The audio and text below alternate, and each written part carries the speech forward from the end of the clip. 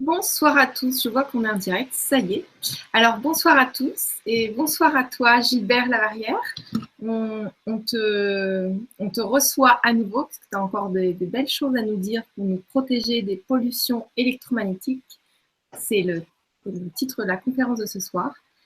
Ce que je te propose, c'est de te présenter en quelques mots comme on te connaît déjà. Voilà, et ensuite tu peux nous parler de ce que tu veux. Bonsoir. Bonsoir à toutes, bonsoir à tous.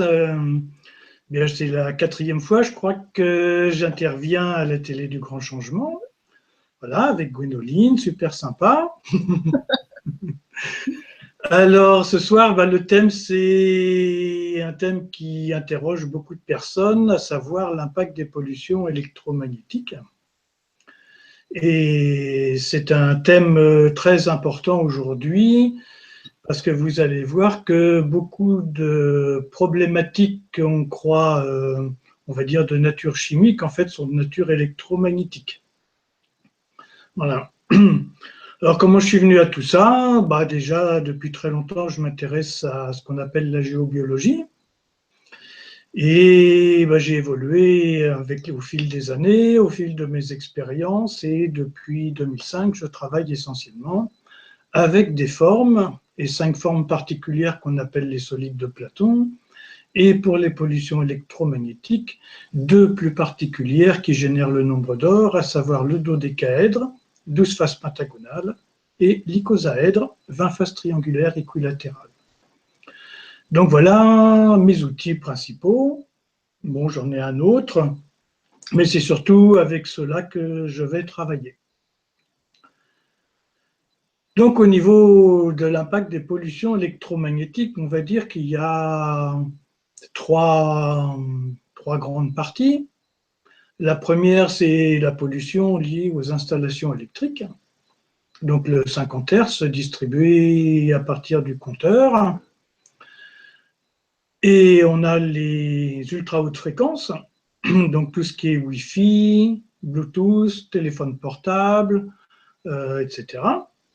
Et puis, on a les champs de rayonnement électromagnétiques liés à nos ordinateurs, à divers appareils qui fonctionnent avec des champs électromagnétiques. Donc, je vais commencer essentiellement avec la pollution liée aux 50 Hz. En fait, quel est le problème lié à l'électricité? On va dire qu'il y a 2 sortes d'électricité à notre disposition. La première, elle est d'ordre naturel, générée par la Terre et par son évolution autour du Soleil. Et la deuxième, c'est nous qui la produisons à partir de nos centrales ou de systèmes photovoltaïques ou autres.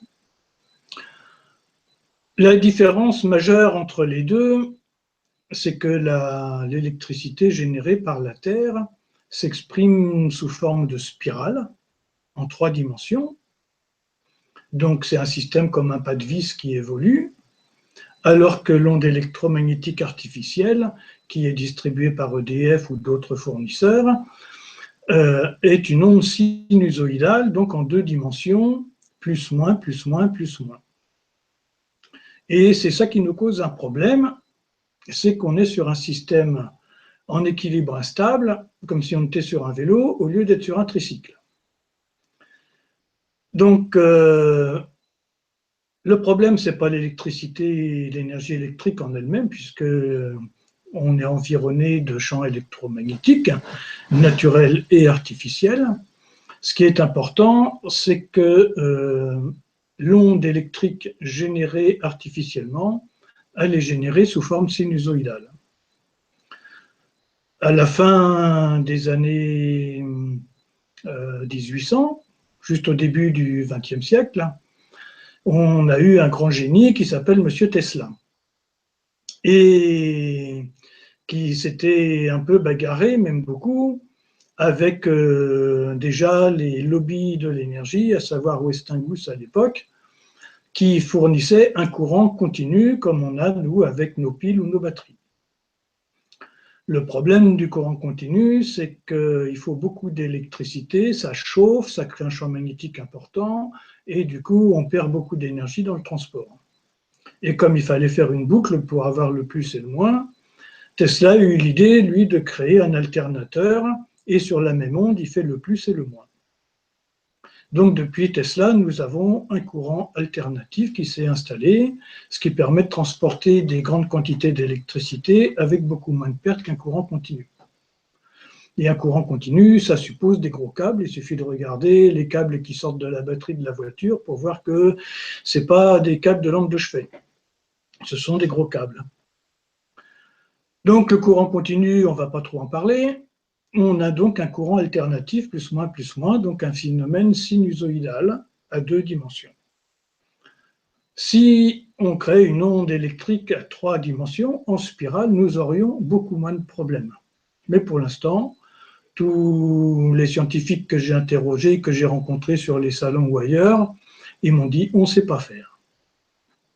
Donc, on en est là aujourd'hui, et pour moi, la solution, puisque sur un plan technique, nos ingénieurs ne savent pas faire, c'est de greffer sur l'onde sinusoïdale une onde énergétique qui va créer une spirale et donc créer une 3e dimension sur l'onde électrique. Du coup, l'onde électrique artificielle va se rapprocher d'une onde naturelle. Alors comment on peut générer une onde spiralée sur une onde électrique sinusoïdale? Eh bien, il y a une forme qu'on appelle le dodécaèdre, voilà, qui a 12 faces pentagonales. Le pentagone a une particularité, c'est que, je vais en prendre un plus gros, voilà, si on relie les pointes opposées, on obtient une étoile à 5 branches. Et cette étoile a tous les rapports de proportion dans l'étoile à 5 branches, donne le nombre d'or. Et quand on a fait une étoile à 5 branches avec le premier pentagone, on en a une suivante inverse avec le pentagramme. Si on en refait un pentagramme, une étoile à 5 branches dans le pentagone du centre, on va retrouver un autre pentagone au centre de l'étoile à 5 branches qu'on a créée, et ainsi de suite. Et donc on crée une spirale qui est pilotée par le nombre d'or. Maintenant, comment on va faire pour greffer cette spirale au nombre d'or sur l'onde électrique? Ça, c'était ma grande question quand le dodécaèdre est venu me montrer ce phénomène de spirale. Et donc la solution, c'est le matériau qu'on va utiliser. En fait, il est un matériau qui est très sensible au courant électrique, c'est le quartz. Donc en mettant un dodécaèdre en quartz sur l'arrivée électrique, le champ électrique va activer le quartz qui lui va greffer, par ce phénomène de rayonnement et de résonance, une onde spiralée sur le circuit électrique. Et on a une personne électrosensible qui nous a donné ce témoignage, c'est qu'en ayant mis un dodécaèdre et un icosaèdre, puisqu'on va voir ce que nous proposons, sur l'arrivée électrique, donc au compteur ou en disjoncteur à l'intérieur, eh bien, son témoignage a été de dire, c'est comme si mes câbles électriques étaient entourés d'une gaine de lumière. Et je ne suis plus atteinte par la pollution électromagnétique du courant 50 Hz. Donc ça, c'est une première base, c'est de restaurer un système naturel sur une onde artificielle sinusoïdale. Alors, pour essayer de comprendre ce phénomène sinusoïdal, beaucoup utilisent toutes sortes d'outils électriques ou électroniques. Le problème de ces outils, c'est qu'ils fonctionnent aussi sur un système sinusoïdal et donc on ne récupère pas grand-chose de bien-être ou d'harmonie par rapport à l'onde électrique. Sur un stand, une fois, un exposant proposait un appareil qui crée un système de décalage de phase. C'est-à-dire que quand l'onde est émise dans une phase positive, lui, il rajoute en face la phase négative, et il me dit l'onde s'annule. Alors ce monsieur avait un circuit électrique sur sa table avec une lampe, une ampoule qui était allumée, et puis il avait un appareil de mesure. Et donc, il approche son appareil de mesure du fil électrique, et puis il me dit, voilà, mon appareil il fait de plus en plus bip bip, et la valeur augmente pour me dire qu'il y a un champ électromagnétique émis autour du fil. Je dis, bah oui, il y a un courant électrique qui circule dans un fil, donc il y a forcément un champ magnétique induit autour. Et j'ai dit, bon, bah, quel est le problème? Bah, il me dit, ça crée des perturbations au niveau de nos champs d'énergie, de notre système nerveux, etc., etc. Je dis, bah, qu'est-ce que vous proposez comme solution? Il me dit, moi, j'ai un petit appareil que je mets à l'arrivée électrique, et quand l'onde électrique fournie par EDF est en phase positive, mon petit appareil dédouble l'onde et il envoie l'onde en phase négative, en phase l'onde positive, du coup ça s'annule. Ah ben j'ai dit montrez-moi ça. Donc le monsieur allume son petit appareil et il me dit voilà, avec mon appareil de mesure, j'ai 0, j'ai annulé l'onde. J'ai dit monsieur, vous n'avez rien annulé du tout, puisque votre ampoule fonctionne toujours. Donc là on a un problème. Si vous aviez annulé l'onde, ça va de soi. Moi, vous savez, je suis très terre à terre. S'il n'y a plus d'onde, il n'y a plus d'électricité. Donc, l'ampoule ne doit pas s'allumer. Alors, ce monsieur m'explique, eh bien, écoutez, prenez une tôle. Et puis, l'onde électrique, c'est comme s'il y avait un coup de marteau d'un côté, un coup de marteau de l'autre, un coup de marteau d'un côté, un coup de marteau de l'autre. Je suis tout à fait d'accord. Il me dit, bah, moi, c'est comme si je mettais 2 coups de marteau au même endroit. Ah, j'ai dit oui, mais si c'est mon doigt qui est à la place de la tôle, j'aurais beaucoup plus mal avec 2 coups de marteau au même endroit qu'avec un seul. Et j'ai dit, l'énergie cinétique générée par vos 2 marteaux, où est-ce qu'elle s'en va? Elle ne s'annule pas. Elle va dans le plan de la tôle que votre appareil ne voit pas, puisque lui, il ne voit que la sinusoïde. Mais la 3e dimension, il ne la voit pas. Et c'est ça qui nous cause un problème. C'est que dans la 3e dimension, une dimension perpendiculaire, le système va s'en aller comme ça, dans le plan, et du coup, notre appareil de mesure indique 0, mais en fait, c'est un 0 d'équilibre, ce n'est pas un 0 d'annulation. Et on a encore plus de pollution avec que sans.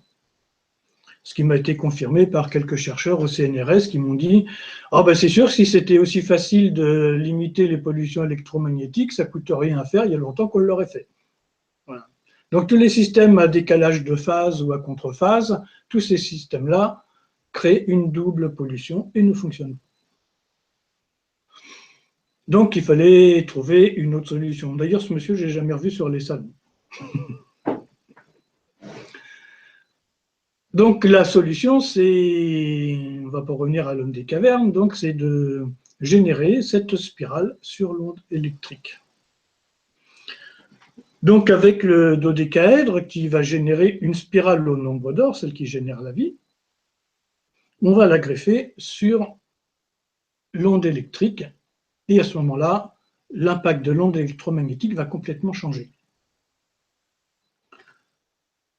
On s'est aperçu, donc au départ, j'utilisais que le dodécaèdre, 12 faces pentagonales, et puis on s'est aperçu que les niveaux de pollution augmentent et qu'il était important de rajouter l'icosaèdre. Donc, au niveau des solides de Platon, le dodécaèdre, c'est le 5e élément, et l'icosaèdre, c'est l'élément eau. Or, ce qui est en premier stressé par l'onde électromagnétique, c'est la molécule d'eau. Donc, en mettant les deux, qui sont réciproques l'un de l'autre, il y a toute une activation qui se fait parce que les deux génèrent le nombre d'or, c'est-à-dire que l'icosaèdre, c'est aussi un pentagone, et donc ça nous génère la spirale au nombre d'or, et on va générer sur le courant électrique une onde régénératrice, aussi bien par rapport à la Terre que par rapport à l'eau, que par rapport au système biologique. Alors, ce que je vous ai présenté, vous allez me dire, bah oui, mais ils sont en plastique. En fait, le problème que j'ai rencontré assez rapidement, c'est que les dodécaèdres ou les icosaèdres en cristal de roche, qui soient correctement taillés pour générer le nombre d'or, eh bien, il n'y en a plus. Ils sont tous mal taillés. De ce fait-là, il n'y a pas de spirale au nombre d'or générée par la forme géométrique. Donc, je voulais une forme géométrique parfaite. Mais je voulais aussi le quartz. Que s'il n'y a pas de quartz, la vibration ne se fait pas. Donc, en fait, j'en ai amené un plus gros là pour vous montrer. Donc, on fait une fine coque en plastique et on remplit à l'intérieur avec de la poudre de quartz, un petit peu de chaux hydraulique et une série d'élixirs. C'est-à-dire que ce n'est pas fait avec l'eau du robinet. Ce sont des élixirs choisis. Bon, celui que je vous ai montré là en arc-en-ciel, lui, c'est l'élixir du dodécaèdre qui est dedans. Mais dans ceux qui sont faits pour l'arrivée électrique, à l'intérieur, il y a une douzaine d'élixirs différents. Une partie des élixirs est là pour amener une information, pour ramener l'harmonie dans nos systèmes biologiques, particulièrement le système nerveux et le système hormonal. Il y a une partie d'élixir dedans qui est fait parce que qui est utilisée parce que dans la production de notre électricité, nous avons 75% d'électricité générée par la destruction de conscience, par les atomes qu'on fait péter dans une centrale nucléaire. Donc nous avons un problème au niveau de l'électricité. Donc je vous ai parlé du fait que l'onde électrique était à 2 dimensions. Ça, c'est un problème technique. Ensuite, on a le problème lié à notre production de notre électricité qui est fournie principalement par des centrales nucléaires à 75%. Et du coup, cette énergie de destruction de conscience est véhiculée par l'onde électrique. Donc ceci nous pose aussi un problème. Donc à l'intérieur, il y a quelques élixirs pour ramener l'harmonie par rapport à ce processus. Et puis les élixirs, j'avais fini ma petite recette, hein, et les élixirs me disent non, non, il y a encore un travail à faire. Alors je me suis demandé lequel, et très vite ce qui est venu, c'est de mettre des élixirs pour ramener l'harmonie par rapport au lobby de l'énergie. Et entre-temps, eh bien, on a eu cette mise en place de compteurs Linky un peu partout. Et eh bien, nous utilisons le compteur Linky pour renvoyer au fournisseur d'électricité une information d'harmonie. Donc ça fait maintenant un petit peu plus de 2 ans que je fabrique ce kit compteur. Et je me suis aperçu qu'EDF avait de plus en plus de procès. Ils sont attaqués pour toutes sortes de choses. Et entre autres, pour délits boursiers, parce que tous les comptes d'EDF sont falsifiés. On regarde des chiffres donnés par la Cour des comptes, hein, c'est pas des choses dites en l'air comme ça. Et puis, bah, toutes les centrales nucléaires qui ont toujours des problèmes, Flamanville qui n'en finit pas de pomper notre argent. Il faut savoir que l'an dernier, au mois de juin, l'État a quand même utilisé 7 milliards de nos impôts pour renflouer Areva et EDF. Donc il est grand temps de faire quelque chose et de réagir. Et là, aujourd'hui, là, en début d'après-midi, sur France 2, il y avait un reportage sur la maison autonome en électricité. Et ils ont fait fait tout un reportage sur un village d'Alsace, donc c'est en France, où le maire a réussi à mettre tout le monde dans le coup. Et il y a maintenant suffisamment de capteurs photovoltaïques et d'éoliennes pour alimenter tout le village de 1400 habitants, complètement autosuffisants. Ils ont même 15% d'électricité en trop. Ce qui veut dire qu'on peut très bien se passer des centrales nucléaires, ce n'est qu'une question de volonté politique et de sortir de ces lobbies qui nous pompent notre argent. Parce que ce qu'il ne faut pas oublier, avec le nucléaire, on parle des déchets, on parle d'un certain nombre de choses. Mais il faut bien comprendre que le coût du kilowattheure fourni par le nucléaire, il est 5 à 6 fois plus élevé que celui qui nous est facturé. D'abord, il faut comptabiliser la construction de la centrale. Ensuite, là, ce qui est comptabilisé, l'entretien de la centrale. Ce qui n'est pas comptabilisé ou très peu, c'est le démantèlement de la centrale. Ce qui n'est pas comptabilisé ou très peu, c'est qu'est-ce qu'on fait des déchets radioactifs. Ce qui n'est pas comptabilisé, c'est ce que nous coûte l'armée au Mali pour aller défendre les mines d'uranium, pour Areva. Donc si on met tout ça bout à bout, ça coûte quand même très cher pour quelque chose qui n'est pas fiable. Donc il est grand temps de passer aux énergies renouvelables et de passer à autre chose. Et d'après l'ADEME, on peut en très peu de temps être 100% énergie renouvelable. Donc c'est bien une question de volonté politique parce que l'ADEME, c'est quand même une association gouvernementale. C'est pas n'importe qui, c'est pas des huluberlus, ce sont des gens qui sont sur le terrain et qui connaissent bien les choses. Donc, nous avons à l'intérieur du dodécaèdre et de l'icosaèdre 3 types d'élixirs. Un pour restaurer l'harmonie pour nos systèmes vivants, pour notre environnement. Une série d'élixirs pour corriger les perturbations engendrées par le nucléaire. Et une 3e série d'élixirs pour faire bouger les choses au niveau des lobbies de l'énergie. Ce qu'il faut comprendre, pourquoi je travaille avec les formes. La forme a quelque chose de particulier, c'est que, comme son nom l'indique, elle informe. Elle envoie des informations. Ces formes-là, les solides de Platon, sont des formes géométriques qui sont à la base de tout ce qui existe. Pour ça, vous pouvez aller voir les travaux de Robert Moon, qui a étudié les atomes par rapport aux solides de Platon. Et donc, ces formes génèrent l'harmonie et génèrent la vie. Et on les retrouve partout. Dans une forme, l'énergie rentre par les faces, on va dire l'énergie de l'univers, l'énergie universelle, et elle ressort par les pointes.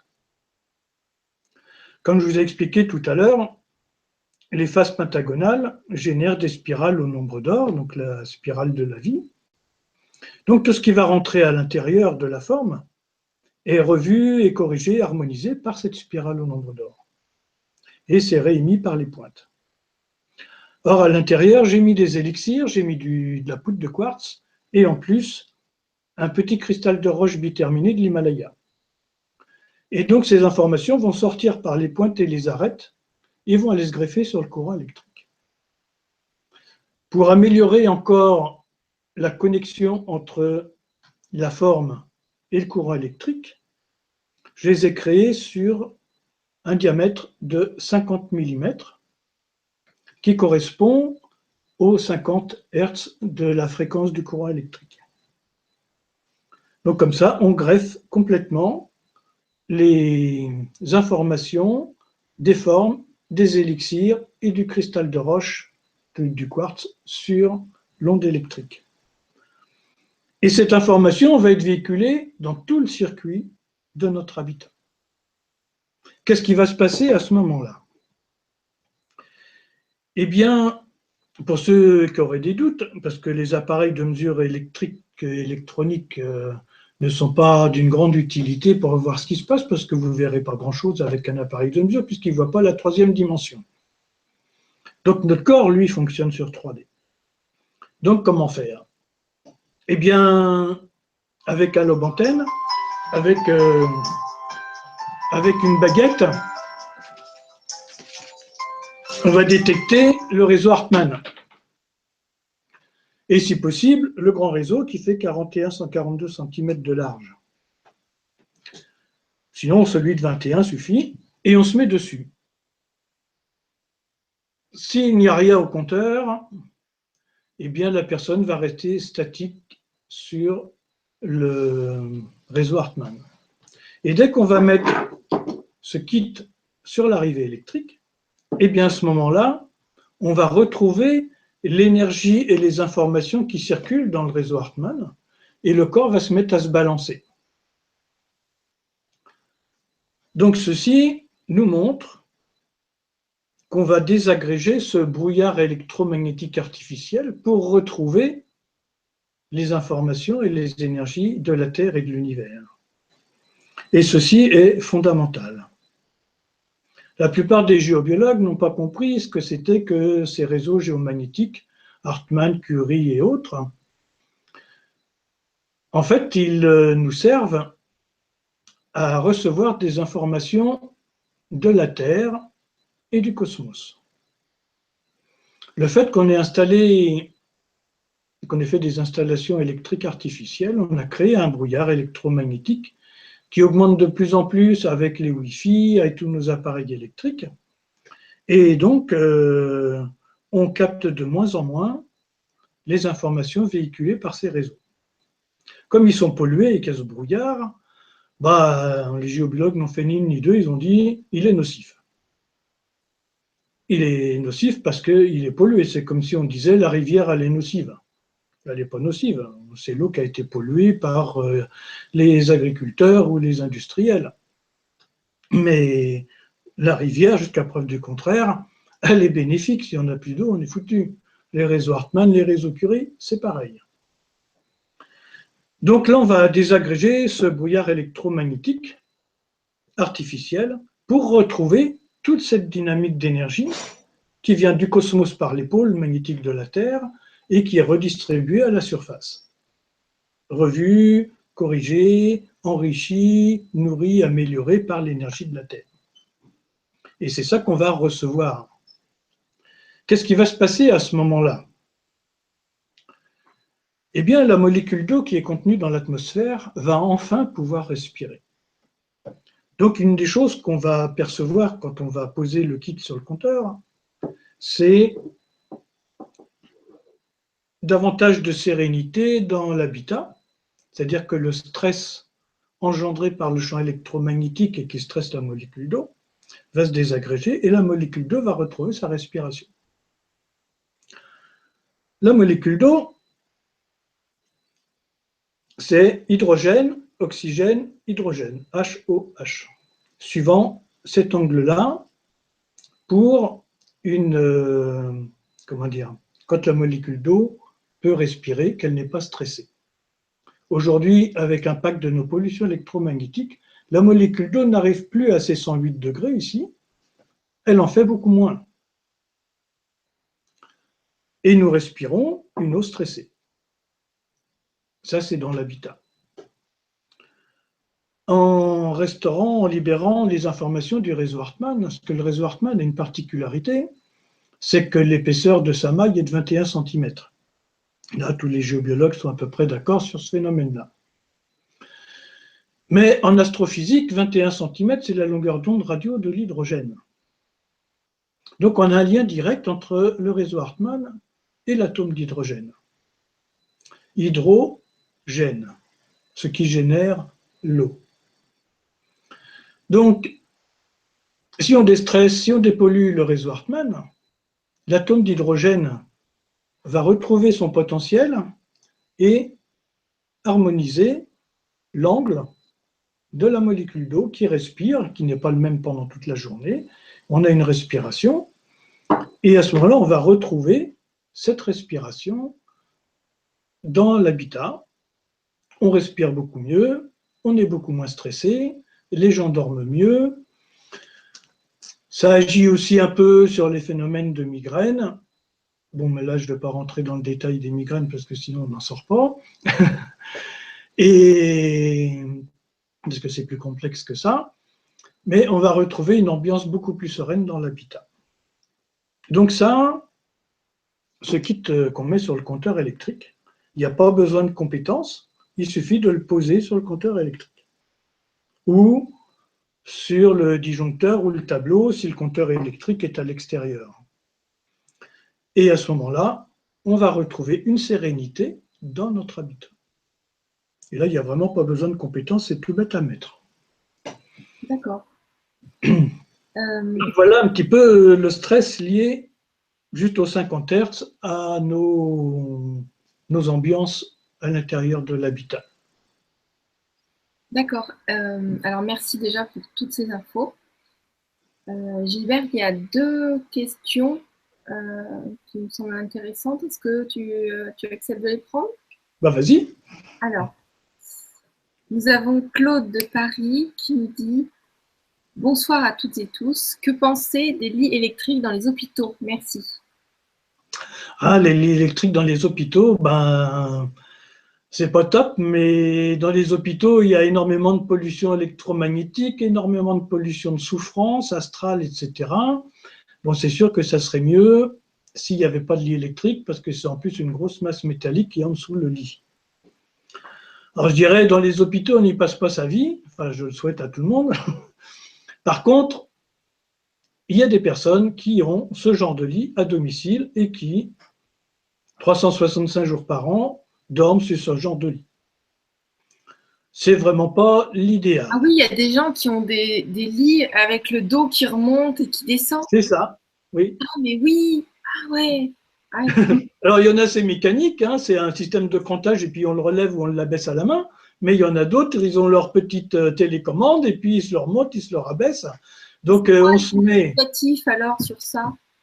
Comment? C'est quoi les effets négatifs? Parce que c'est pas des... Eh bien, parce qu'on va avoir un champ électrique entre la Terre et nous, et qui va se trouver essentiellement au niveau de notre colonne vertébrale, qui est notre système nerveux central.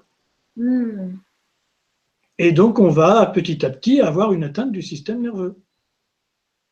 Et aujourd'hui, avec l'augmentation des pollutions électromagnétiques, donc là j'ai parlé que du 50 Hz, après je vais parler des ultra hautes fréquences, tous les systèmes nerveux sont mis à très rude épreuve, et on a de plus en plus de violence, on a de plus en plus de gens qui pètent un câble, on a de plus en plus de pollution chimique qu'on n'arrive pas à résoudre parce que la molécule d'eau ne peut plus respirer, etc., etc.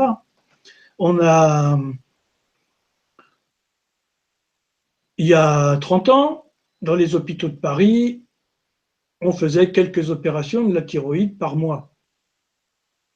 Aujourd'hui, on en fait plusieurs par jour. Alors, on peut toujours invoquer les produits chimiques contenus dans la nourriture ou la boisson, certes, mais il y a une autre cause insidieuse qui est beaucoup plus importante, c'est que notre corps soumis à des champs électromagnétiques ne peut pas fonctionner normalement. Et les prises juste proches de la tête de lit? Ah oui, ah ben mon juge de paix, c'est la boussole. Il faut remettre les choses à leur juste valeur. Les prises à côté du lit, pour moi, ça n'émet pas grand-chose, de gros impacts sur notre santé. Par contre, quelqu'un qui a une télévision, un ordinateur, une box Wi-Fi dans sa chambre, ou la box Wi-Fi dans l'appartement ou dans la maison, ou qui est tout câblé en Wi-Fi, ça, c'est beaucoup plus problématique qu'une pauvre petite prise de courant à côté de son lit. J'ai harmonisé une fois un appartement et la dame avait tout fait en câble blindé, avec des biorupteurs, etc. Elle a dépensé une fortune. Je dis, mais madame, ça ne sert pas à grand-chose.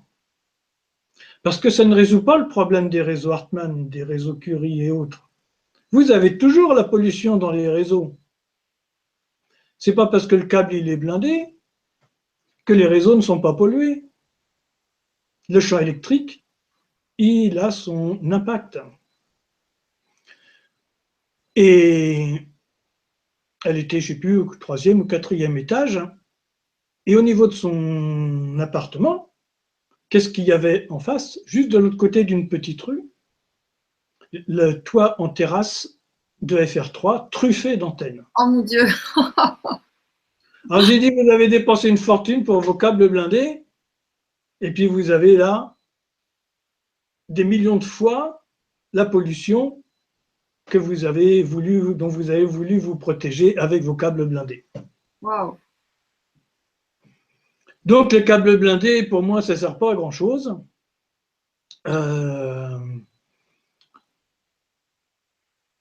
Par exemple, des gens vont avoir une installation en câble blindé, et puis ils vont faire chauffer leur nourriture, c'est sur des plaques à induction. Et là, c'est l'horreur. Parce que la personne qui cuisine devant une plaque à induction se dérègle tout le plexus solaire, tout le champ Oh là là, mais c'est incroyable tout ça. Mais oui, c'est un champ magnétique de très haute puissance, puisque la casserole ne va pas chauffer. C'est le champ magnétique qui va faire chauffer les aliments et qui va déréférencer tous les minéraux qu'il y a dans les aliments. C'est 10 000 fois pire qu'une prise électrique à côté du lit.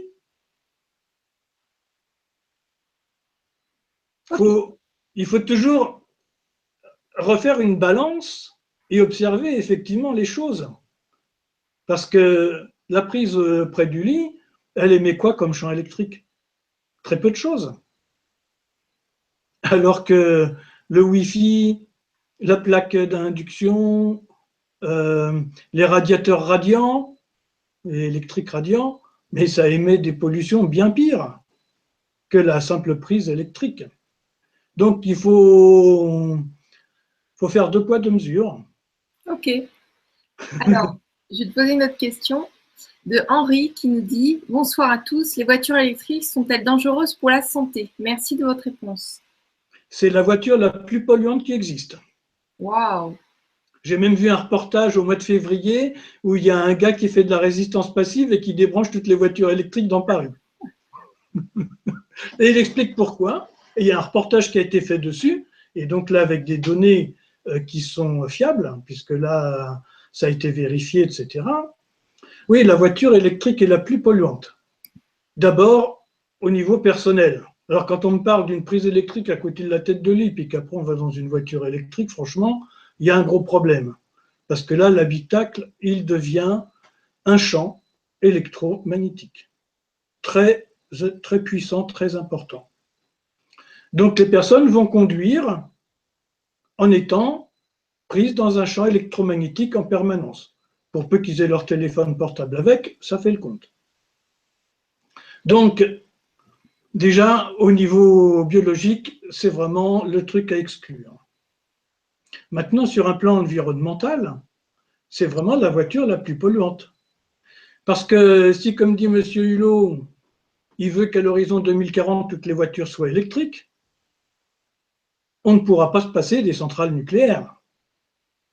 Imaginez les millions de voitures qu'il va falloir alimenter. Oui, mais bon, Monsieur Hulot, c'est un petit peu le but. Hein. Il ne veut pas du tout qu'on se passe, contrairement à son discours. Oui, oui, mais il y a des problèmes. Hein. Il y a une opposition entre voulant lutter contre le CO2 et puis vouloir des voitures électriques qui sont bien plus polluantes. Oui, mais le gouvernement, c'est exactement ce qu'il fait. Oui, ça, c'est une autre affaire. Voilà. Alors pourquoi les voitures de prendre conscience et de s'informer, comme là, en regardant ce que tu nous dis, et puis en regardant sur notre corps si ça nous fait du bien ou pas du bien, et voilà, pas prendre les choses qui ne font pas du bien. Sinon, on va baisser en conscience et ça va être la cata. Oui, et la pollution. Donc, chaque voiture va véhiculer un champ électromagnétique supplémentaire dans l'environnement. Mais aujourd'hui, on est alimenté par des centrales nucléaires pour faire fonctionner nos voitures électriques, c'est-à-dire qu'on produit des déchets radioactifs. Ça veut dire qu'il faut des batteries, et ça pose un énorme problème. Beaucoup de gens pensent au recyclage des batteries, mais avant de penser au recyclage des batteries, il faut déjà penser à leur fabrication. Aujourd'hui, on nous vend des batteries au lithium. Il faut bien savoir qu'actuellement, des zones du Chili et de Bolivie sont complètement dévastées par l'exploitation du lithium. Des milliers de personnes n'ont plus d'eau potable et sont contraintes de travailler dans des conditions épouvantables pour extraire le lithium. C'est une catastrophe écologique monumentale. Ça, on se garde bien de nous le dire. Ou on nous le dit très rapidement une fois, puis on n'en parle plus. Après, il faut assembler les batteries. Alors, dans le reportage dont je parlais au mois de février, ils sont allés aux États-Unis, dans une ville qui fabrique beaucoup de batteries. Eh bien, l'atmosphère de cette ville était beaucoup plus polluée que Pékin. Donc, c'est pas peu dire. Et on me dit c'est écologique. Tous les gens sont malades. Et donc, on nous fournit ces batteries. Alors, évidemment, on ne nous montre pas ce qui s'est passé avant. Mais toutes ces batteries ont pollué des zones de la planète, ont mis des gens dans des situations invivables. J'appelle pas ça une voiture écologique. Après, qu'est-ce qu'on fait des batteries quand elles sont en fin de course? Donc, on est très très loin d'une voiture écologique. Il faut mettre les choses à leur place. La voiture hybride serait pour l'instant, de mon point de vue, le moins mauvais système. D'accord. On n'a pas besoin de l'alimenter avec nos centrales nucléaires, on a besoin de beaucoup moins de batteries, et elle est rechargée par les décélérations de la voiture pendant que le moteur thermique ne tourne pas, il faut qu'il tourne au ralenti. Donc là, on arrive à récupérer de l'énergie d'une manière intéressante. Donc voilà la voiture électrique. Alors c'était mi-février le reportage, je ne sais pas si on peut le retrouver quelque part. Il était vraiment très intéressant, c'était un samedi en début d'après-midi vers 14h. D'accord. Bah, en tout cas, merci pour ces infos. Il y a plein de données tout à fait justes. Je me suis dit, enfin, quelqu'un qui dit comme moi. Parce que des fois, on se dit, on est un petit peu seul à ramer à contre-courant avec tous les gens qui ne voient pas plus loin qu'un résultat. Bah, c'est souvent ça au début, puis après, tu auras plein de gens de ton côté. Voilà. C'est comme ça. Ils ne veulent pas entendre, c'est trop compliqué de changer. Oui. Ça ne vous arrange pas, d'ailleurs. En tout cas, merci pour ta réponse et merci, Henri, pour ta question, parce que grâce à toi, on a appris beaucoup de choses là. Parce que moi, je pensais que c'était bien aussi la voiture électrique, pour tout te dire. Alors voilà, c'est réglé. Parce que tu sais, à Paris, ils font des systèmes de. Tu as les Vélib et tu as les voitures électriques. Que tu peux prendre, tu as un abonnement et puis tu peux aller rouler avec où tu veux. C'est ça. Les Vélib, très bien, les voitures électriques, pas bien. Ouais, d'accord. Maintenant, je sais. Voilà. Donc, et puis voilà, vous savez aussi. Alors, est-ce que tu veux continuer? Oui. Vous parler, voilà. Non. Donc, on va passer aux ultra hautes fréquences. Donc, les ultra hautes fréquences, donc disons que le courant électrique de l'installation domestique, c'est 50 Hertz, donc 50 cycles par seconde. Et ça nous fait une longueur d'onde qui est d'à peu près 5 à 6 km. Donc, c'est une onde très, très longue. Quand on passe aux ultra hautes fréquences, donc les micro-ondes, comme on les appelle, là, on a des ondes qui sont beaucoup plus courtes, qui font entre 10 et 30 cm de long. Ça change des 5 à 6 km de l'onde électrique. Et donc là, on a une agitation très importante de la molécule d'eau. Tout le monde connaît le principe du four à micro-ondes. Le principe du four à micro-ondes, c'est un système qui est basé sur la violence. On agite des ondes électromagnétiques dans de l'eau à des fréquences très élevées, 2,4 GHz, Et donc, cette oscillation ultra rapide crée des frictions entre les molécules d'eau, et ce phénomène de friction, donc de violence, fait que l'eau s'échauffe. C'est comme les bagarres dans les cours de récré, on nous dit « allez, vas-y, chauffe, chauffe, chauffe ». C'est le même principe. Donc ces ultra hautes fréquences-là, ben, elles traversent les cloisons, elles traversent les murs, elles traversent tout un tas de choses, et vont agiter la molécule d'eau atmosphérique. Puisque tout à l'heure, on parlait de la pollution de l'air, et que M. Hulot veut des voitures électriques, et là, il se trompe lourdement, parce que on sait très bien, c'est dit de temps en temps dans les journaux télévisés, qu'aujourd'hui, dans l'air parisien, il y a moins de polluants qu'il y a 30 ou 40 ans. Et on nous dit qu'il y a des pics de pollution. Alors cherchez l'erreur.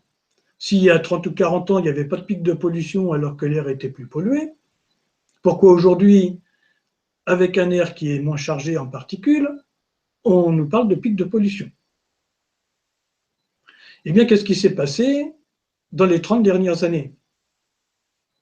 On a installé nos ultra hautes fréquences, à commencer par les téléphones portables et les antennes relais, qui sont en fait des fours à micro-ondes, puisque les téléphones portables sont sur à peu près 1,7 giga de fréquence, 2,4 giga pour le four à micro-ondes, donc on est très très proche. Et depuis, on a installé le Wi-Fi, le WiMAX et j'en passe, le Bluetooth et compagnie. Et du coup, nous avons une atmosphère saturée en ondes électromagnétiques qui génèrent un stress énorme, une violence énorme à la molécule d'eau. On nous parle de réchauffement climatique avec le CO2. C'est curieux qu'on ne nous parle pas du réchauffement climatique avec ces ondes à ultra haute fréquence, puisque tout le monde a fait l'expérience de réchauffer de l'eau dans un four à micro-ondes. Or, chaque antenne relais, et il y en a de plus en plus, et ça c'est le gros problème du compteur Linky, entre autres, c'est qu'on va rajouter encore des antennes relais, et donc on va augmenter la friction entre les molécules d'eau atmosphériques. Qu'est-ce qui se passe à ce moment-là? Eh bien, l'eau ne peut plus nettoyer l'atmosphère. Elle ne respire plus, elle est stressée, alors qu'il y a 40 ans, il n'y avait pas ces pollutions électromagnétiques à ultra haute fréquence. Et l'eau, ne serait-ce que par l'eau atmosphérique et la rosée du matin, permettait de faire tomber les polluants au sol. Aujourd'hui, il nous faut des grosses pluies pour que les polluants puissent tomber. Et donc, dès qu'on est une semaine ou 10 jours sans pluie, ça y est, alerte pollution. Alors qu'avant, on n'avait pas ça, alors qu'il y avait plus de polluants dans l'air. Donc, l'autre jour à la télé, il y avait une personnalité politique qui disait « Ah ben, on n'a pas de solution ». J'ai dit « Si, il y en a une. Stopper toutes les ondes à ultra haute fréquence pendant une semaine, pas de téléphone portable, pas de Wi-Fi, pas de WiMAX, rien, pas de Bluetooth. Vous allez voir, l'atmosphère va se nettoyer toute seule. » Le problème, il est là. Rajouter en plus les voitures électriques. Mais où on va? On continue à stresser la molécule d'eau, et donc elle ne peut plus remplir son rôle de solvant atmosphérique. Et donc on aura une atmosphère toujours plus polluée, même sans CO2. Donc on est sur un système qui marche complètement à l'envers, et personne ne vient nous dire que tous ces fours à micro-ondes qui sont perchés sur les immeubles et un peu partout réchauffent l'atmosphère. Personne vient nous dire que ça stresse la molécule d'eau et que du coup, les particules chimiques contenues dans l'air ne peuvent plus être nettoyées. Donc on est dans un système qui est en train de s'effondrer complètement. Et là, c'est grave. Et c'est pour ça que je suis vraiment contre les voitures électriques. Donc les ultra hautes fréquences vont générer cette activation de la molécule d'eau dans l'atmosphère. Donc chez soi, il vaut mieux éviter le Wi-Fi. Le Wi-Fi, c'est un four à micro-ondes qui se répand dans toutes nos pièces. Et donc, certains ont des maux de tête, parce que le cerveau, c'est quand même 90% de liquide. Donc, soumis à un système micro-ondes, eh bien, imaginez ce qui se passe au niveau cérébral. Bon, bien sûr, il y a des personnes qui résistent mieux que d'autres. Les puissances normalement émises sont dites biocompatibles par la législation. Il n'empêche que dans le concret de la vie, beaucoup de gens ont des problèmes avec le Wi-Fi et qu'il est mille fois préférable d'utiliser un système filaire, donc de relier nos appareils avec des câbles RJ45, ou éventuellement, s'il y a besoin de beaucoup de câbles, on peut utiliser le système CPL, courant porteur en ligne. Alors certains fustigent le système CPL et vont même jusqu'à dire que c'est pire que le Wi-Fi. Alors ceux-là, ils n'ont vraiment rien compris. Parce que le système CPL, c'est une basse fréquence, alors que le Wi-Fi, il se répand dans toute l'atmosphère et c'est un four à micro-ondes. Et donc ça n'a strictement rien à voir. Donc il est important de canaliser ces ondes pour qu'elles se répandent le moins possible dans l'atmosphère de notre lieu de vie et dans notre environnement autour de chez nous. Donc ces ultra hautes fréquences, c'est vraiment un très gros stress induit, à la fois au niveau de la molécule d'eau, mais aussi on va avoir une répercussion sur ce qu'on appelle les points de résonance Schumann ou les points de résonance électrique de la Terre. Je vous ai dit tout à l'heure que la Terre produisait du courant. En fait, il existe un peu partout des points de résonance électrique entre l'écorce terrestre et la haute atmosphère. Ce courant électrique s'exprime en spirale entre l'écorce terrestre et la haute atmosphère, donc en 3D. Il est mesuré, grosso modo, à 150 volts par mètre. Bon, tout le monde n'est pas tout à fait d'accord sur la mesure, mais il a été longtemps communément admis que c'était 150 volts par mètre, donc je reste sur cette mesure-là. C'est-à-dire que quand je suis debout, je suis parcouru par du 220 volts. Et pourtant, je ne disjoncte pas. Pourquoi? Eh bien, parce que là, on est sur une onde à 3 dimensions, une onde spiralée, et non pas à 2 dimensions, avec une intensité extrêmement faible, mais il y en a un peu partout. Ces points de résonance Schumann, donc l'onde sur la spirale, l'onde parcourt 8 spirales à peu près par seconde, 8 Hertz. Donc on est loin de notre 50 Hertz. Mais 8 Hertz, qu'est-ce que c'est par rapport à notre système biologique? Eh bien 8 Hertz, c'est l'onde alpha du cerveau. C'est-à-dire que ces points de résonance électrique de la Terre régulent notre système nerveux. Et que si on les perturbe et qu'on les pollue avec nos ultra hautes fréquences, parce que c'est ce qui se passe, eh bien les systèmes nerveux sont mis à mal et petit à petit, ils disjonctent. Et on a de plus en plus de problèmes de fibromyalgie, d'électrosensibles, de maladies de Parkinson, Alzheimer, même s'il n'y a pas que ça en cause, bien sûr qu'il y a d'autres causes, mais celle-ci n'est pas des moindres. Et ça, on ne nous le dit pas. Donc tous nos systèmes nerveux sont mis à mal avec ces ultra hautes fréquences. Parce que notre corps fonctionne à l'électricité. Pour agiter mes doigts, j'ai besoin de courant électrique pour contracter mes muscles. Mais d'où il vient ce courant électrique? On n'a pas une pile Mallory comme les jouets à l'intérieur de nous. Mais nous avons une colonne vertébrale qui en fait fonctionne comme une centrale électrique avec l'empilement des vertèbres. Donc l'alternance vertèbre-cartilage produit un effet piézoélectrique et donc va nourrir notre système nerveux central. Ce n'est pas pour rien que notre système nerveux central est dans notre colonne vertébrale. Donc, notre corps produit de l'électricité par la colonne vertébrale, il produit de l'électricité au niveau des membranes cellulaires, et puis encore un autre point de production électrique, mais je ne me souviens plus, et ça c'est les deux principaux. Sauf que nous ne sommes pas des machines ou des centrales électriques, nous sommes des êtres humains vivants, avec des émotions, avec du mouvement, et donc, puis de l'activité. Donc notre système électrique n'est pas stable. Suivant les zones par où on passe en se déplaçant, suivant nos émotions, eh bien notre production électrique varie.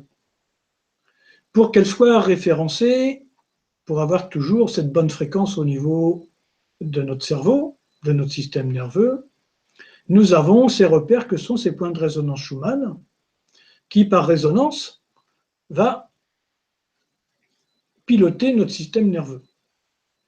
Si ces points de résonance, ces points de repère disparaissent, ou s'ils sont pollués, ou s'ils sont perturbés, notre système nerveux n'a plus de repères. Donc ça va nous créer un gros problème, et c'est ce qui se passe actuellement. Donc, il est important de relancer ces points de résonance Schumann. Et donc, je vais le faire aussi avec mon dodécaèdre. Et donc là, j'en ai fait un petit qui fait 24 mm de diamètre. C'est à l'intérieur, c'est la même chose que dans les gros. Poudre de quartz, cristal de roche biterminé de l'Himalaya, j'en ai des tout petits, et mes 12 élixirs qui sont dedans. Et je vais les coller au plafond sur un point de résonance Schumann. Donc dans un appartement ou dans une maison, je vais chercher le point le plus important à restaurer, et dessus, je vais fixer ce dodécaèdre. À ce moment-là, puisque lui génère des spirales au nombre d'or, on va relancer l'activité du point de résonance, on va le réharmoniser, et à ce moment-là, à l'intérieur de l'habitat, on retrouve une sérénité et on retrouve une stabilité pour notre système nerveux. Donc ça, c'est pour moi aujourd'hui très important, et je dirais s'il y a quelques années, j'en mettais pas beaucoup, maintenant j'en mets dans presque tous les habitats. Surtout les appartements, parce que même si les gens n'ont pas de Wi-Fi chez eux, ben, il suffit de prendre un téléphone portable, de chercher le Wi-Fi, puis il y en a plein partout. On profite de celui des voisins. Enfin, on profite de la pollution et non pas de son réseau. Mais bon. Donc là, on va pouvoir relancer ce point de résonance Schumann et retrouver une sérénité dans l'habitat. Donc ça, pour moi, c'est fondamental. Donc celui-là, il fait 24 mm de diamètre, soit 12 mm de rayon. Donc on est toujours avec notre chiffre 12, notre chiffre 24, comme les 24 heures de la journée, pour être calé sur les fréquences du temps. Parce que tout est relié, ces points de résonance électrique sont liés aussi à la rotation de la Terre sur elle-même en 24 heures. Et à mon dernier stage de géobioharmonie, on avait plusieurs outils qu'on est allé tester en dessous d'un transformateur EDF avec les points de résonance Schumann.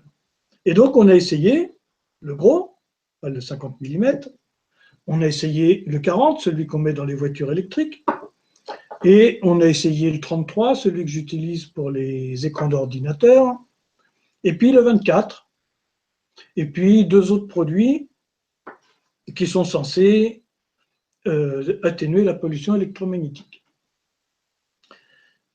Et après avoir fait les tests à chaque fois, le plus performant, c'était le petit. Et donc les stagiaires me disaient « Ah bah du coup, c'est pas forcément la grosseur qui fait l'effet. » Je dis « Non, ce sont les nombres.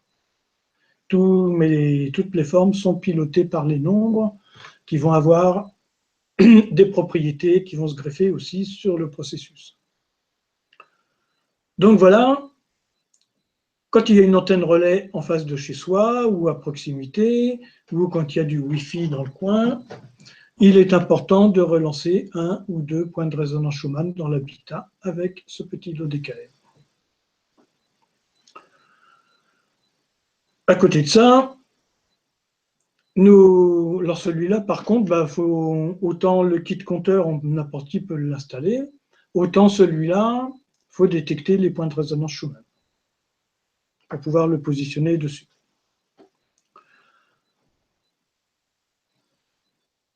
Ensuite, nous avons nos petits appareils, comme nos téléphones portables, qui nous simplifient la vie, qui nous rendent bien des services, mais qui fonctionnent un peu comme un four à micro-ondes, en grosso modo sur la fréquence d'1 giga 7. Et donc, on est très proche du four à micro-ondes. Des études ont été faites par rapport à l'échauffement du cerveau. Et en 2003, il y a une étude qui a été faite par Sciences et Vie qui montrait qu'au bout de 10 minutes, il y avait à 3 cm à l'intérieur de la tête un échauffement de 1 degré et juste derrière l'os du crâne, un échauffement de 3 degrés. Et puis nous, dès qu'on a 40 de température, oh là là, c'est que 3 degrés au-dessus des 37. Et donc, comme notre cerveau, c'est 90% de liquide, on imagine ce qui se passe à l'intérieur de nos neurones et de notre cellule cérébrale. Donc, fallait faire quelque chose pour ces appareils. Le problème, c'est que je ne pouvais pas demander aux fabricants de téléphones de mettre un petit dodécaèdre à l'intérieur du téléphone. Donc, je suis passé d'une autre manière en faisant une projection dans le plan, donc en écrasant le dodécaèdre. Voilà. On va le faire apparaître, si on l'écrase dans le plan, on va obtenir un décagone, 10 pointes, 10 côtés. Donc, ici, avec 3 décagones en périphérie, c'est comme si j'avais 3 dodécaèdres et réduits à 2 dimensions. Au centre, ici, j'ai 2 pentagones emboîtés l'un dans l'autre, un vert et un magenta, qui vont me donner aussi 10 pointes. Donc là, ici, on a la projection dans le plan du dodécaèdre.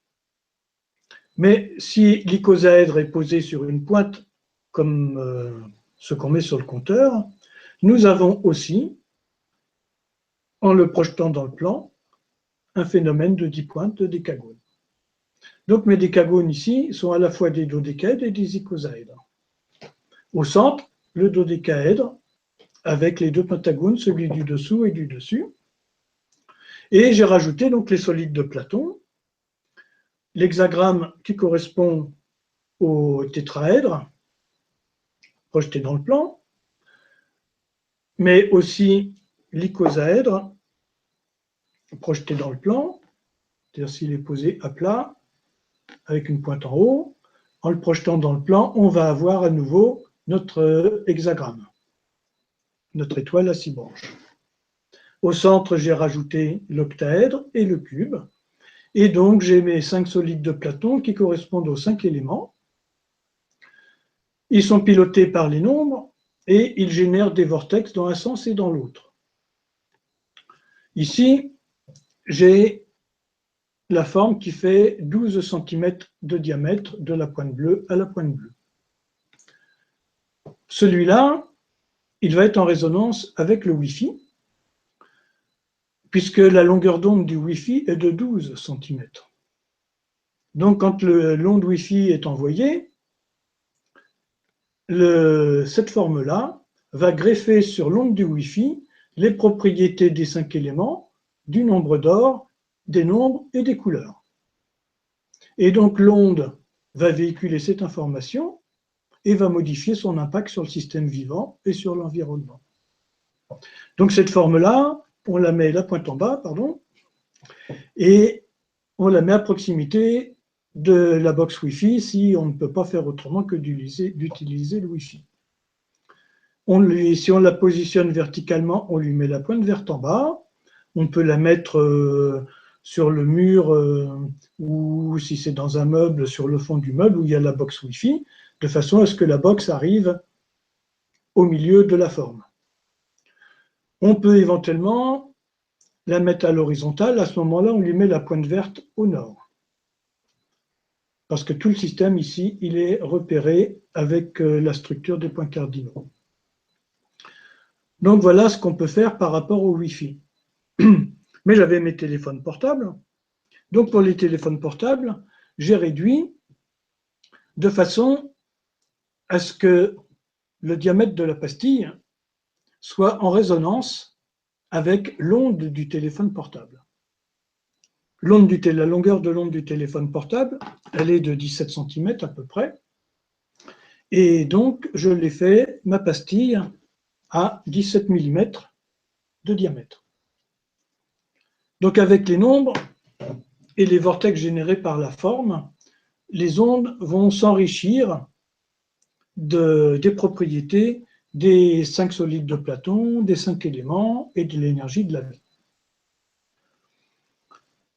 Beaucoup pensent avec les téléphones portables à leur petit cerveau, bien égoïstement, mais ils ne pensent pas à tout ce qu'il y a autour. Les gens ne pensent pas que quand ils utilisent un téléphone portable, l'onde émise va stresser la molécule d'eau dans l'atmosphère et que c'est un four à micro-ondes qui réchauffe l'atmosphère. Donc il faut aussi penser à notre environnement et pas seulement à notre pauvre petite personne. Mais il y a un autre phénomène avec le téléphone portable. Donc j'ai parlé de l'onde technique, mais il y a un autre phénomène qui est l'onde portée, c'est-à-dire le message véhiculé par le téléphone. Si les gens se disent des mots d'amour, c'est bien, mais s'ils s'engueulent, c'est plus pareil. Mais ça, c'est diffusé dans l'atmosphère. Et ça, on n'y pense pas. Donc c'est important de ramener l'harmonie dans ces processus. Alors bien sûr, on ne va pas tout supprimer, mais on va modifier l'impact. Et ça, c'est pour moi très important. Alors après, évidemment, si on téléphone bonjour, où est-ce que tu es? Bon, évidemment, il n'y a pas d'émotionnel, c'est facile, ça ne va pas porter à conséquence au niveau du message. Mais si on a des discussions un peu musclées, c'est diffusé dans toute l'atmosphère. Donc ça, il faut bien y penser avec les téléphones portables. Et donc la petite pastille, même si elle ne modifie pas le contenu émotionnel, elle va en modifier l'impact dans l'environnement. Et petit à petit, aider à faire tomber l'émotion dans la communication. Parce que le système, il marche dans les deux sens. Pour les ordinateurs, on va mettre cette forme-là le long du disque dur, le long de l'unité centrale, ou en dessous, l'ordinateur portable, ou contre l'écran derrière, parce que nous avons maintenant des microprocesseurs qui tournent très vite, qui sont aussi de l'ordre de 1,6 Go à 2,5 Go, et donc il est important de faire quelque chose. Et pour les champs induits par les écrans, on met 4 petites pastilles comme ça, une à chaque coin de l'écran et une de chaque côté du clavier. Et comme ça, l'énergie émise par l'ordinateur se trouve modifiée, son impact se trouve modifié. On peut aussi, parce que des fois au bureau, mettre des petites pastilles comme ça peut prêter à discussion. Donc il y a aussi 2 petites formes comme ça, 33 mm de diamètre, qu'on peut positionner devant l'écran de l'ordinateur, entre l'écran et le clavier. Et à ce moment-là, on va modifier pareil l'impact. Par contre, si on est avec un ordinateur de bureau, ça reste important pour l'unité centrale ou de rajouter un autre dodécaèdre comme ça sur l'unité centrale. Donc voilà pour les pollutions à ultra haute fréquence. Maintenant, là j'ai parlé de ce qu'on peut faire par rapport à chez soi, mais on n'est pas toujours chez soi. Et donc à l'extérieur, comment faire, puisqu'on va circuler dans des zones à pollution électromagnétique importante. Il y a quelques années, je ne sais plus quand c'était, 2004, 2003, 2004, ils commençaient à mettre des antennes relais pour que les gens puissent capter avec leur téléphone portable dans les rames de métro. Et à l'époque, je connaissais un gars qui était très sensible à tout ça et qui travaillait à la RATP et qui me dit le soir, j'en peux plus, je suis complètement à la ramasse, il faut que je me fasse tout un tas de séances énergétiques pour me retaper. Qu'est-ce que tu as par rapport aux ultra hautes fréquences dans les galeries du métro? Donc à l'époque, j'avais des dodécaèdres et des icosaèdres de cette taille-là en cristal de roche. Je lui dis, bah, t'as qu'à prendre ça. Donc il essaye, et puis il revient le lendemain. Je lui avais donné juste le dodécaèdre. La première fois, je pensais que ça suffisait. Et puis il m'a dit, bah, c'est bien, mais il me reste encore ça, ça et ça. Je dis, bon, bah, mets aussi un icosaèdre. Il est revenu 2 jours après, il m'a dit, ça marche très bien. Donc là maintenant, on a des formes qui sont parfaites au niveau de la géométrie, qui sont faites avec les nombres, remplies de quartz, et donc on a un très bon effet. Donc ce sont des formes qu'on peut porter sur soi, dans la poche, mais qu'on peut aussi porter en pendentif. Donc dans les formes qu'on propose, toutes celles qui ont ce bouchon cyan, couleur cyan, bleu clair comme ça, toutes celles-là sont traitées, comme je l'ai dit, avec les élixirs et le cristal de roche de l'Himalaya par rapport aux pollutions électromagnétiques. Celles qui n'ont pas de bouchon bleu ne le sont pas, c'est juste l'élixir qui correspond à la forme. Donc on les a en blanc comme on a vu, et on les a aussi en couleur arc-en-ciel. Voilà, avec les 7 couleurs des 7 chakras. Pour les voitures, on peut mettre, pareil, un kit, toujours le même, mais cette fois-ci, il est sur une taille de 40 mm. Pourquoi 40? Parce que 40, c'est le chiffre de la Terre, et ça permet une reconnexion tellurique, une reconnexion à la Terre, malgré notre champ électromagnétique. Tout ça, ce sont des harmonisants. Ce ne sont pas des protections comme des murs de prison qui vont stopper l'onde. Pour l'instant, à ma connaissance, il n'y a rien qui les stoppe, ou très peu de choses, ou alors celles qui vont stopper toutes les ondes électromagnétiques, elles stoppent aussi les ondes bénéfiques, vitales, qui viennent du cosmos et de la Terre. Donc, ce n'est pas l'idéal. Donc là, ici, on est sur des harmonisants qui vont générer un champ d'harmonie. Et comme j'aime bien dire souvent, plutôt que de gérer l'obscurité, c'est beaucoup mieux d'appuyer sur l'interrupteur qui allume la lumière. Or là, dans ce qu'on fait la plupart du temps, c'est qu'on va gérer l'obscurité. Les formes ici, elles vont générer la lumière. Maintenant, les fréquences existent toujours, et donc il y a quand même toujours une excitation ou une activation. Et ce n'est pas très reposant, même si l'impact a été modifié. Donc c'est quand même mieux quand on n'a pas la pollution. Là, ici, c'est juste pour ramener de l'harmonie et pouvoir vivre correctement avec ces ondes qui nous entourent. Donc, voilà, je ne sais pas, il y a des questions?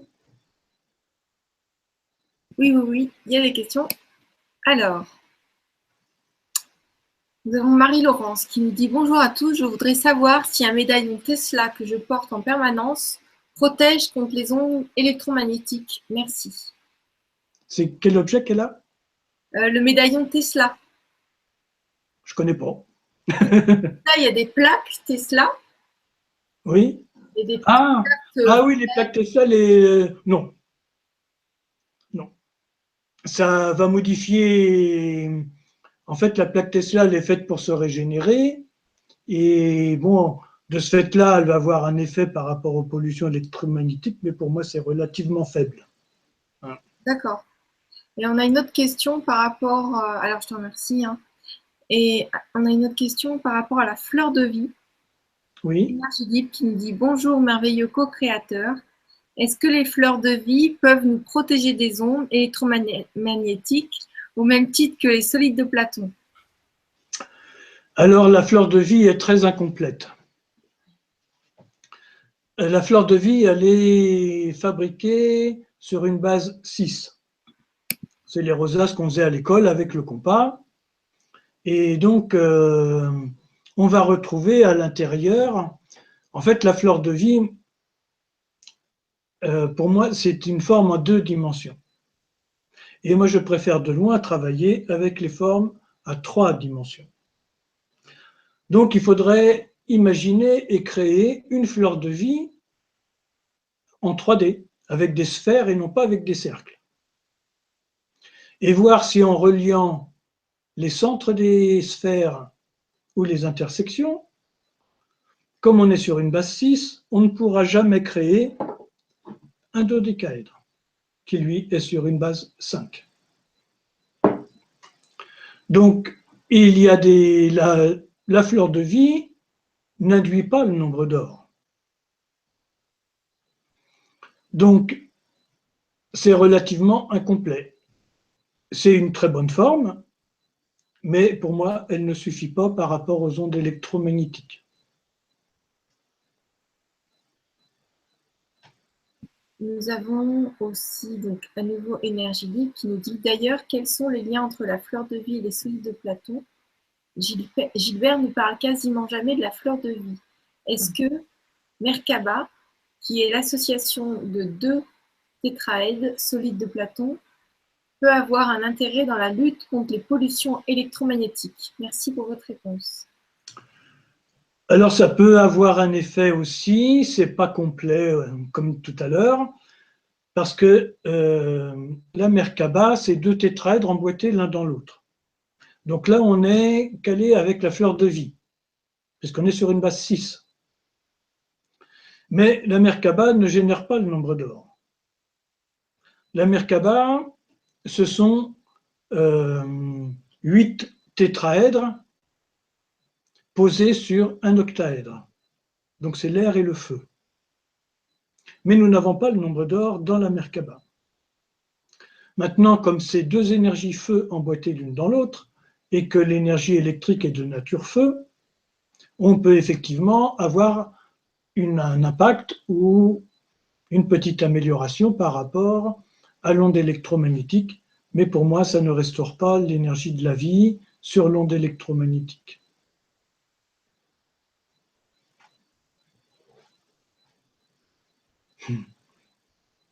D'autres questions? Excuse-moi parce que je coupe le son pour que ce soit bien.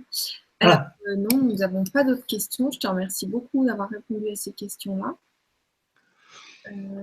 Donc après, j'en ai une autre. Oui.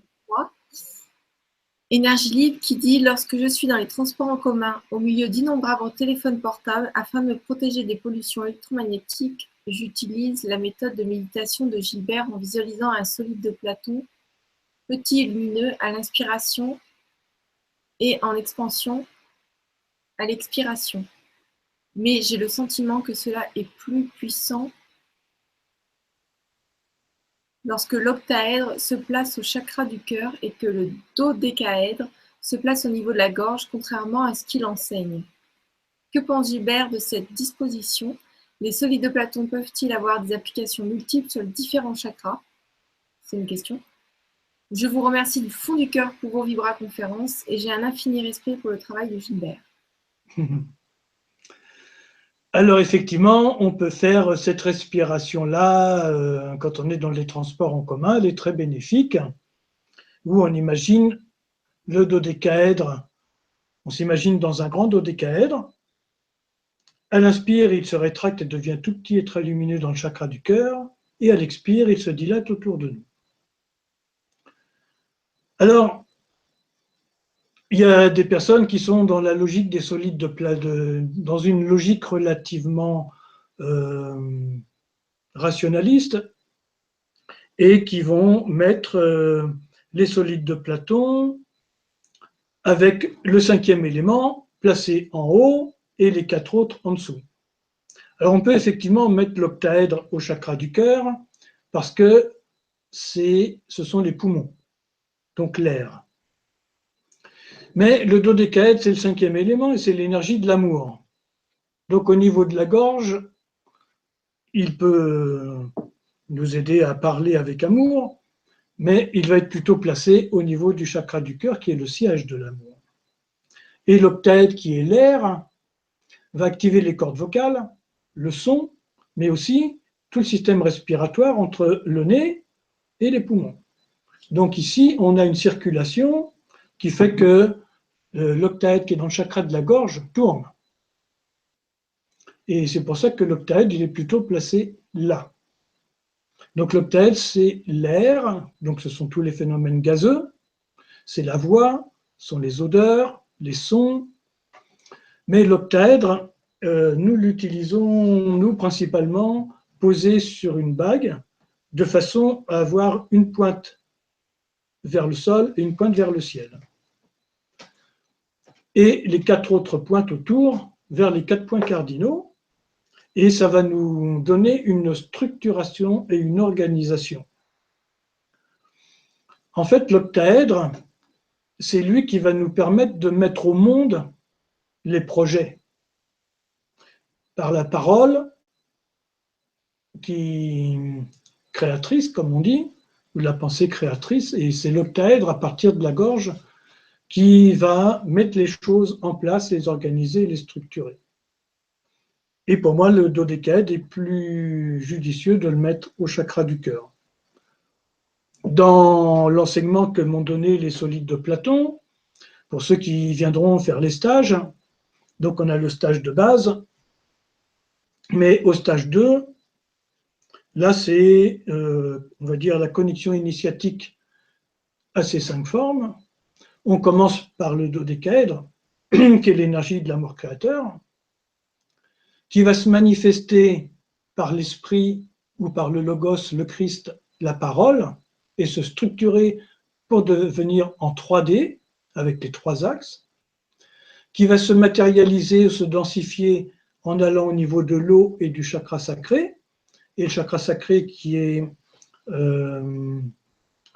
notre potentiel divin dans la matière, qui va venir s'exprimer au niveau du cube et du chakra racine, pour remonter au plexus solaire et le tétraèdre qui ouvre la porte vers le chakra du cœur.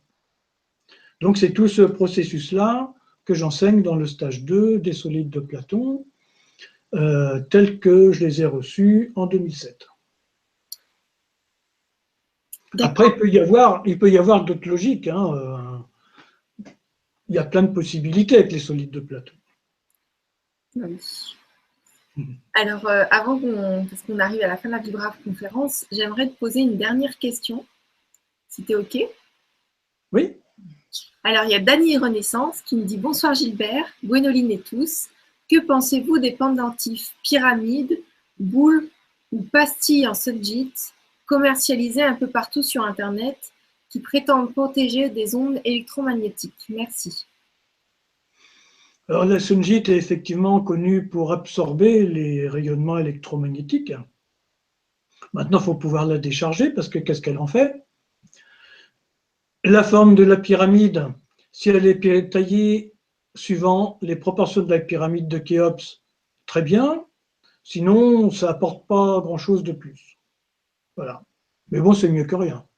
D'accord, donc excuse-moi, mais la sunjit, c'est une pierre qui ne se charge pas. Elle va décharger les autres pierres apparemment, d'après ce qu'il dit.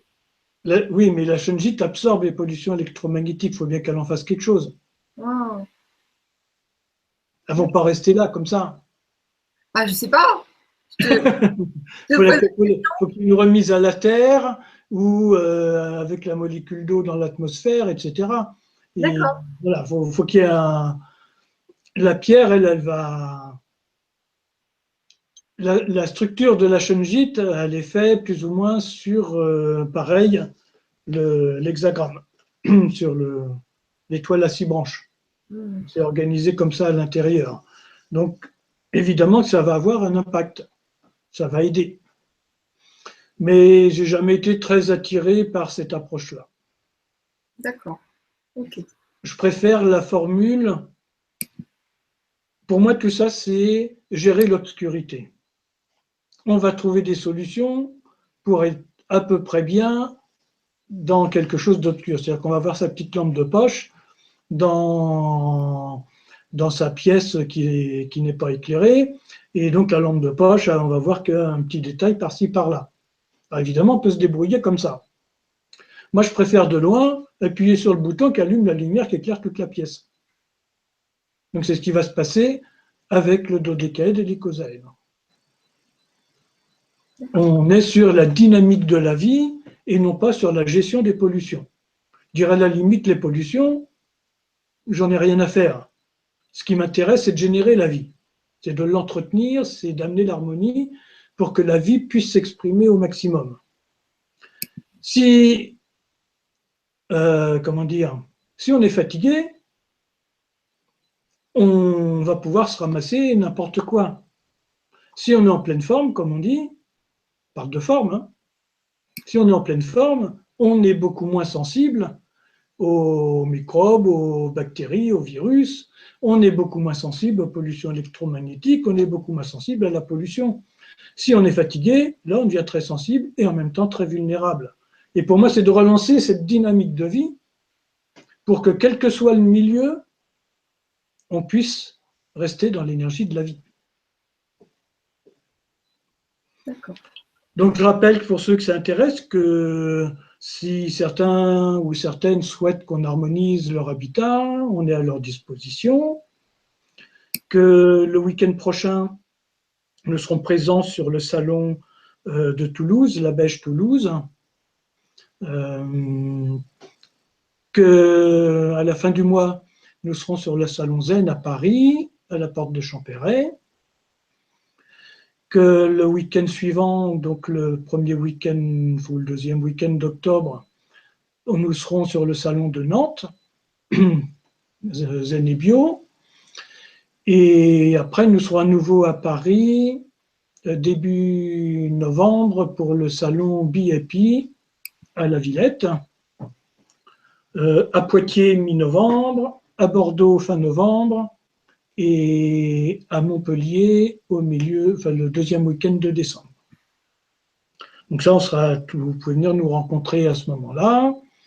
Si vous voulez commander les produits, nous avons créé le site geobioharmonie.net et vous pouvez commander en ligne sur ce site-là tous les produits pour la géobioharmonie, pour harmoniser l'habitat. Donc les pastilles, les kits compteurs, tout ça c'est sur le site. Le 6-8 octobre, le week-end du 6 au 8 octobre, j'anime le premier stage des solides de Platon, le stage de base. Et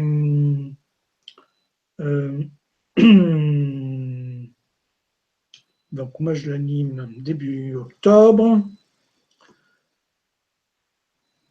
Benoît Champion en anime un dans le sud de la France, à côté de Limoux, au sud de Carcassonne, le week-end du 13 au 15 octobre. Et il en a prévu un autre, lui, début décembre, du 1er au 3 décembre. En Belgique aussi. Hein? En Belgique aussi, début décembre. Ah, et puis il y en a un en Belgique aussi, du 8 au 10 décembre. Ah, il y a Marie-Astrid à côté qui est là pour t'aider. Oui, sauf là. Voilà, donc il y a maintenant quelques enseignants. Donc il y a Paul qui va sûrement en mettre un en proposer en forêt de Brocéliande. Là, il en a fait un le week-end dernier. Donc maintenant, il y a plusieurs formateurs pour le stage de base. Bientôt, il y aura Marie-Astrid. Super. On l'attend, Marie-Astrid. Voilà. Et voilà. Pour la géobioharmonie, il y a un week-end d'initiation qui est un résumé de la formation complète que je donne, qui est fait par Benoît et par Paul. Donc Benoît, c'est au sud de Carcassonne. Donc il fait une initiation à la géobioharmonie du 22 au 24 septembre. Oui, ben, c'est dans 2 semaines. Et il en fait une autre le dernier week-end d'octobre, du 27 au 29 octobre. Voilà. Polo, il ne m'a pas donné ses dates, donc quand il y en aura une, sur le site, ça sera indiqué. Puis Marie-Astrid le diffusera sur Facebook. Et la grande formation en géobioharmonie, elle commencera, donc elle se fait sur 3 fois 5 jours, elle commencera en avril 2018 du 15 au 20 avril. Donc là, c'est une formation pour ceux qui veulent en faire leur profession, mais c'est surtout un stage de développement personnel et d'ouverture de conscience très important. Et je dirais, j'ai quand même beaucoup de stagiaires qui viennent juste pour cette ouverture de conscience.